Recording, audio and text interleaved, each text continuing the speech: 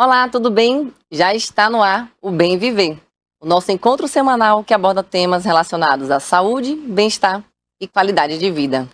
O tema de hoje, eu creio que muita gente vai se identificar, porque é um problema que tem acometido tanto homens quanto mulheres e tem sido cada vez mais relatado. Você pode estar passando por isso ou conhecer alguém que está passando por perda de cabelo. E esse é o tema do nosso programa hoje.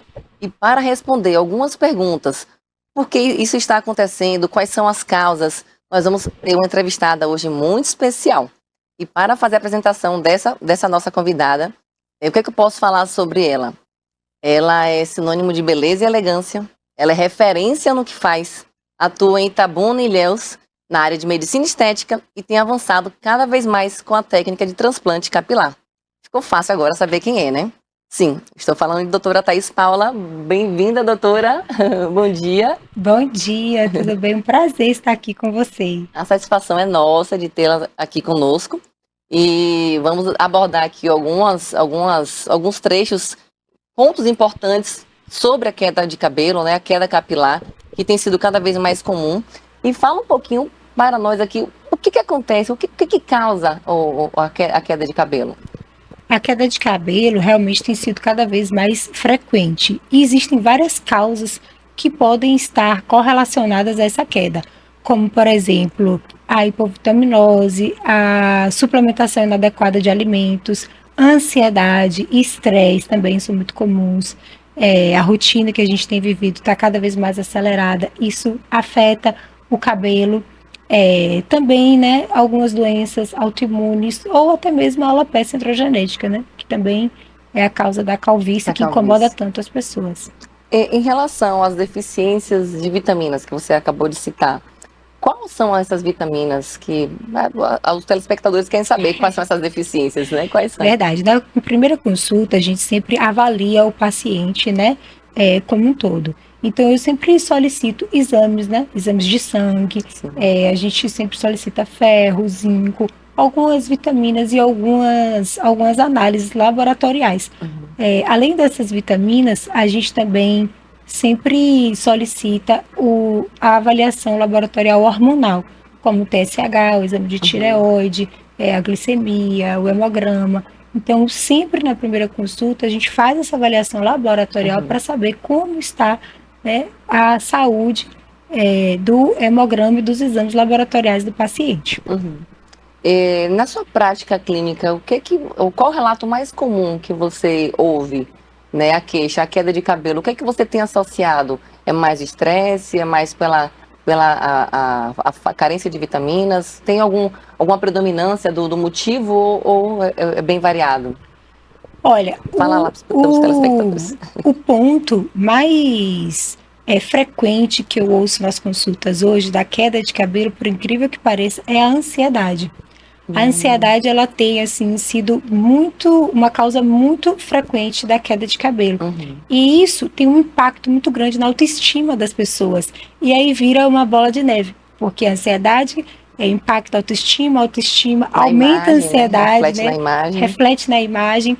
E aí o tratamento, quanto antes, é fundamental para que a gente saia desse ciclo e consiga uma resposta adequada para o paciente.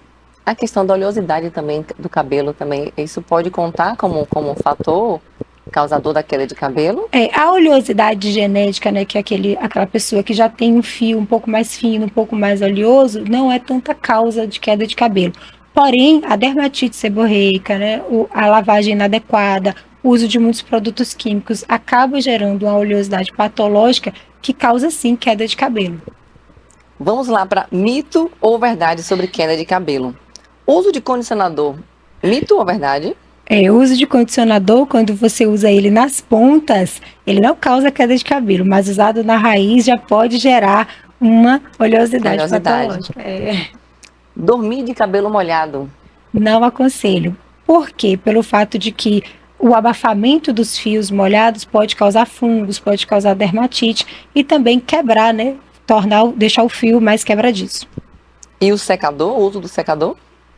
Pode-se usar sim secador, evitar aquelas temperaturas mais quentes e afastar o secador do cabelo. Não deixar o secador tão próximo, né, do fio, deixar ele mais afastado e usar sempre um antitérmico, né? Um protetor térmico. É isso que eu ia perguntar agora, em relação aos produtinhos. Qual a dica que você daria aqui para os telespectadores? O que usar, o que evitar nos cabelos? O cabelo, você tem que sempre ter um cuidado em relação ao uso de formol, em relação à química, ao uso de alisamentos que não tem, né, tanto respaldo.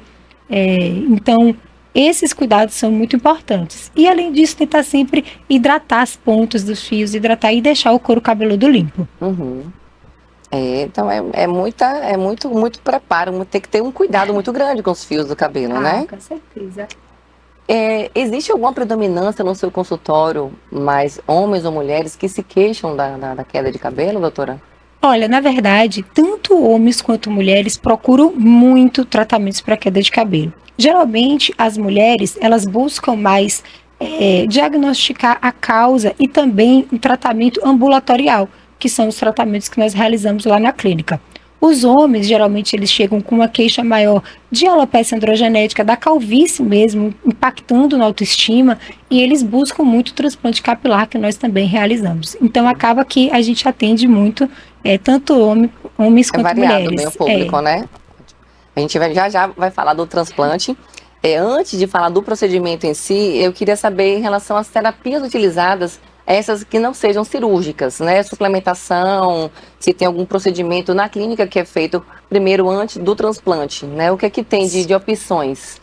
O tratamento da queda de cabelo, eu gosto sempre de dividir ele em 3 passos, né? 3 etapas, digamos. O primeiro passo é o tratamento oral e tópico, que são as medicações daquele paciente que tem o eflúvio telógeno, por exemplo, que nunca teve queda de cabelo, mas passou por um quadro pós-viral, um pós-Covid, e aí acaba que, ou pós-gestação, e acaba que tem aquele quadro transitório de queda de cabelo, então eu gosto sempre de tratar suplementando, né, com medicamentos orais e aplicando tônicos e medicamentos diretamente no couro cabeludo. O segundo passo do tratamento são as terapias ambulatoriais, que é a aplicação de medicamentos específicos para aquela queixa do paciente, seja a dermatite, seja a calvície, a alopécia. Então, são a aplicação de medicamentos diretamente no couro cabeludo, através do MMP, do microagulhamento, ou até mesmo da mesoterapia capilar, associado ao LED, associado a outras terapias conjuntas que vão restaurar os fios e aumentar o número de fios no couro cabeludo e diminuir a queda. Então, esse tratamento ambulatorial. E é isso, o outro passo, que seria o tratamento cirúrgico mais invasivo através do transplante capilar. Então, mas todos esses tratamentos nós realizamos na clínica e orientamos o paciente para realizar da forma adequada.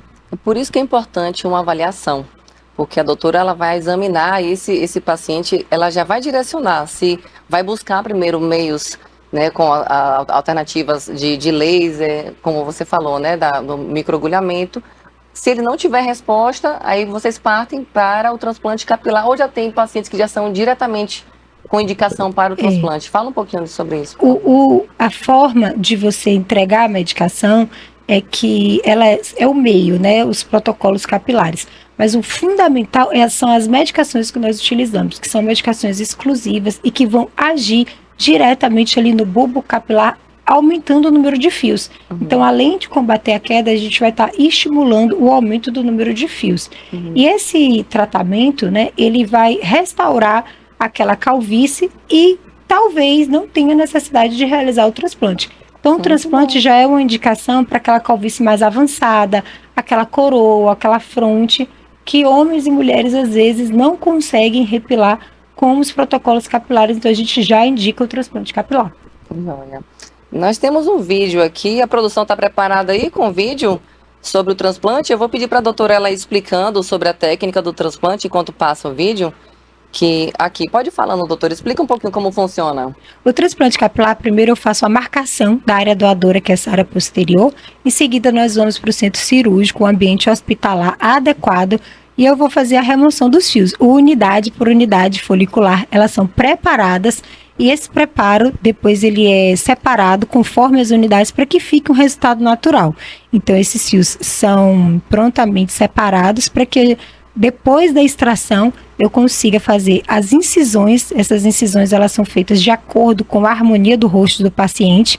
Então, essas incisões, elas são feitas de forma bem criteriosa e logo em seguida iniciamos o processo de implantação dos fios, que é a colocação desses fios diretamente onde foram feitas as incisões. Logo depois fazemos o curativo. Esse curativo, o paciente vai ficar até o dia seguinte. No dia seguinte nós retiramos o curativo e fica um pós-operatório bem tranquilo, porque eu prezo muito por utilizar um punch bem delicado, um punch pequeno, são as incisões, né? O formato que eu utilizo é um dos menores punches fabricados. Para isso você tem que ter uma destreza, uma técnica avançada. Mas a nossa equipe já faz transplante capilar há bastante tempo, há alguns anos, né? Já são 1 milhão de fios transplantados. Isso é um motivo de muito orgulho e também de devolver a autoestima. É um prazer muito grande devolver a autoestima para as pessoas.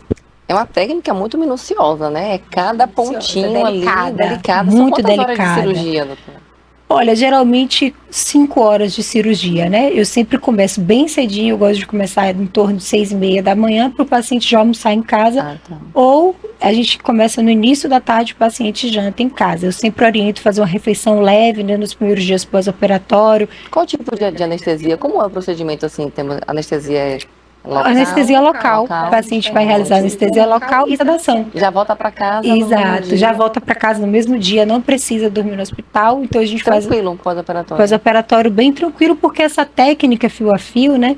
Antigamente era realizada a técnica FUT, que era um corte, era mais, né, invasivo. Hoje, com essa técnica fio a fio, realizada de forma difusa, respeitando a área doadora e a anatomia do paciente, o paciente ele consegue voltar a trabalhar já 2, 3 dias após a cirurgia. Ele já consegue, se for um trabalho, né, home office, que ele consiga trabalhar de casa. E trabalho externo, geralmente eu peço 4, 5 dias, que aí já passou a fase, né, de edema, já tirou todo o curativo, o paciente já pode realizar suas atividades, né, conforme a orientação. Ah, joia. Eu tenho uma dúvida. Eu já ouvi falar muito do termo do implante capilar. Qual é a diferença do termo implante para o transplante? Só para todos, até inclusive Gente, eu saber um pouco essa diferença. O implante capilar é um termo totalmente errado, porque quando você fala de implante, você fala de uma matéria que está sendo colocada ali, como por exemplo implante dentário, como por exemplo... E o transplante, ele é corretamente utilizado porque você utiliza o seu próprio fio. Então você retira aquele órgão minúsculo e coloca depois em uma outra área. Então você vai retirar daqui o próprio fio do paciente, de uma posição e colocado em outra. Exatamente. A gente tira dessa área e coloca aonde está a queixa do nosso paciente.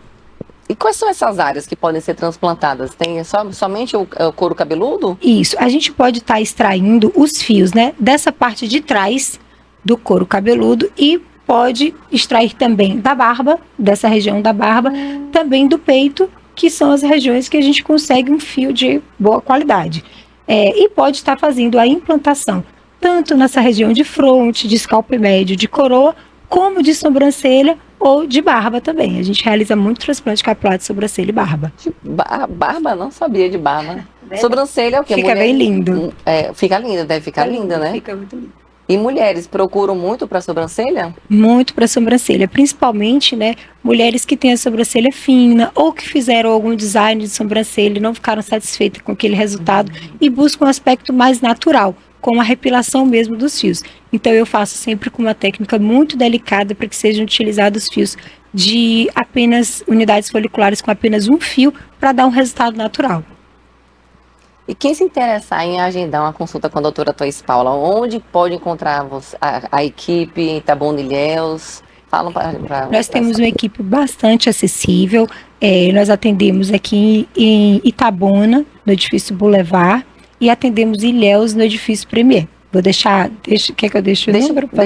Deixa o número e o arroba também do seu perfil. Certo, o meu arroba é doutora.taispaula, o arroba da clínica, clínica.doutora Thaís Paula, e o telefone para contato 999640069.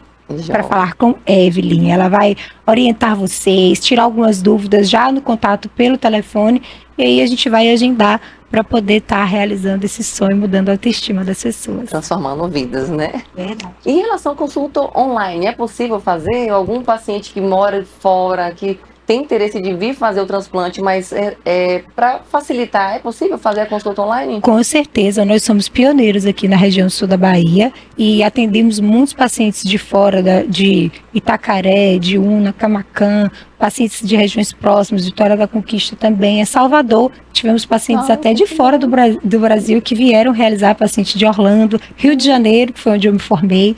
Então, nós atendemos muitos pacientes de fora e realizamos a consulta online, né, para poder orientar o paciente, tirar algumas dúvidas antes do procedimento, e às vezes o paciente consegue vir próximo à data, né, um dia antes ou 2 dias antes, ele vem e já retorna 1 ou 2 dias depois para a sua cidade. Então, pode sim ser realizada a consulta online. Pronto, então isso aí é o acesso que nós temos, né, facilitando, né, o mundo virtual hoje tem aproximado muito, né, as pessoas. Então fica aí então essa orientação da doutora, né, essa sugestão de quem estiver distante e quiser fazer uma consulta, uma avaliação, né, para o transplante, ou até mesmo outra consulta também estética, a ponto de marcar, combinar para vir fazer o procedimento depois, né, doutora? Com certeza, a gente pode estar tirando dúvidas, orientando os pacientes, e será um prazer receber vocês, atender e direcionar um pouquinho sobre essa queixa tão comum que é a queda de cabelo. Doutora, quais são os cuidados pós-transplante capilar? Logo após a cirurgia, é importante que o paciente evite abaixar a cabeça e evite principalmente tocar o couro cabeludo. Porque aqueles fios, eles vão cicatrizar e eles precisam ser delicadamente cuidados, né? Então, eu sempre oriento o paciente a borrifar uma água termal. Então, eu peço para deixar a água termal na geladeira e ir borrifando várias vezes ao dia para ter uma cicatrização, acalmar aquele couro cabeludo e ter uma cicatrização adequada. Então, na primeira noite pós-cirurgia, ele vai ter que ter um pouquinho de cuidado. Aquele travesseirinho de viagem, eles podem estar usando para poder dormir e para evitar ficar também abaixando a cabeça, que é uma das principais orientações. Então, esses 3 cuidados, não tocar, não abaixar a cabeça e dormir com um travesseirinho de pescoço com o queixo levemente elevado, já são as informações primordiais para o pós-cirúrgico. Além disso, Pri, eu sempre prescrevo algumas medicações, como antibióticos, medicamentos para dor, para que ele tenha um pós-operatório confortável, e algumas medicações para lavagem do couro cabeludo, porque essa lavagem pós-cirurgia, ela precisa seguir algumas orientações. Em relação à exposição solar, ele pode utilizar boné ou não? Porque é uma coisa assim, né, a gente fica com a dúvida, porque se tem os folículos, os folículos que já foram implantados, e colocar um boné, ou ele deve evitar realmente, de fato, a exposição sem colocar um boné? É bem interessante, porque essa é uma pergunta muito frequente. E logo após o 3º dia da realização da cirurgia, o paciente já pode usar boné. Então, isso causa um conforto muito grande, porque se ele tiver alguma necessidade de ir ao banco, de resolver alguma atividade, então ele já consegue fazer algumas atividades, né, habituais, logo 3 dias após a cirurgia, com o uso do boné. A exposição solar, que a gente pede sempre para segurar um pouco, né, após 30 dias da cirurgia, aquela praia, aquele beach, o futsal, né, o futevôlei, o jet ski. Então, esse a gente pede para segurar mais um pouquinho, por conta do desconforto, não é nem tanto pela cicatrização, mas por conta do calor, que pode causar uma reação inflamatória, que pode ter um desconforto para o paciente. Então, a gente sempre pede para esperar um pouco. Agora, logo após a cirurgia, o paciente, em 3 dias, já pode estar utilizando o boné e retornando a atividades habituais. O processo do crescimento dos fios se dá logo após o implante? Vão existir perdas? Como que funciona essa questão do implantar e continuar o processo? Explica pra gente um pouquinho, por favor. O fio de cabelo, logo após a cirurgia do transplante capilar, ele, nos primeiros 30 dias, né, do primeiro mês até o 2º mês, eles irão cair. E eles irão começar a crescer 4 a 5 meses pós-cirurgia. Então, geralmente, eu oriento meu paciente, se ele tem algum casamento, algum evento importante, ele realizar o procedimento cirúrgico uns 7 meses, pelo menos antes da cirurgia, porque o resultado final, ele ocorre com 1 ano após a cirurgia, pelo tempo do crescimento do fio, por todo aquele processo que o fio vai crescer. Então, a gente precisa aguardar e segurar um pouquinho a ansiedade. Após 1 ano, Se houver queda excessiva, pode ser reimplantado aonde foi feito o procedimento, doutora? Na verdade, como esses fios da área doadora, eles são geneticamente modificados, né, desses fios que respondem à calvície, então geralmente eles não caem, não precisam ser reimplantados. Muitas vezes eles também respondem a estímulos como resfriado, como infecções virais. Então, você pode ter um eflúvio telógeno daquele fio, que é uma queda transitória daquele fio, e por isso os protocolos ambulatoriais que nós realizamos lá na clínica, eles acabam estimulando e retomando o crescimento daquele fio que foi implantado. Então, na verdade, você não precisa transplantar novamente. Você precisa só estimular com medicamentos orais ou terapias injetáveis e estimular o crescimento do fio. Então, só pode realizar o transplante capilar quem tem algum fio de cabelo. Se a pessoa é calva, completa, não faz. Não faz, porque só podem ser utilizados unidades foliculares, os fios da própria pessoa. É muito comum chegar o paciente com o irmão ou com algum amigo, eu quero ficar com o cabelo igual a esse aqui, mas não tem como, gente. A medicina ainda não evoluiu a esse ponto, então a gente precisa realmente avaliar a área doadora. Mas pode, como você falou, da opção de retirar de utilizar da barba e mesmo do que ele peito. não tenha na cabeça, mas mesmo que ele não tenha na cabeça, ele pode utilizar da barba, do peito, de outras áreas, mas realmente só podem ser utilizados os fios do próprio paciente. Muito interessante. Essa pergunta, provavelmente muitas pessoas têm, né, quem são calvas, ficam querendo saber, né, se pode realizar ou não. Então, essa parte da avaliação é muito importante para avaliar a área doadora, né, se tem condições, se é viável, né, para você também avalia o tipo do fio, né, Isso, a densidade do né, fio, a espessura, o tamanho da calvície, né, a gente tem a classificação da calvície, se é uma calvície de fronte, uma calvície apenas de coroa, ou se é uma calvície generalizada. Então, a gente vai calcular o tamanho da área doadora, né, o tamanho, a quantidade de fios que a gente pode estar redistribuindo naquela área para ficar um aspecto natural. Então, tudo isso a gente vai avaliar na consulta pré-operatória. Você tinha mencionado que o tipo da anestesia é local e com sedação. Então, o procedimento em si não dói. O procedimento em si, ele não dói, não tem nenhum desconforto, porque a gente vai ter a anestesia ali. Além da anestesia local, porque mesmo que a gente realize uma sedação com anestesista, pós-procedimento tem um desconforto. Então, a gente sempre realiza a anestesia local para ter um pós-operatório mais adequado e por conta também, né, do protocolo do procedimento.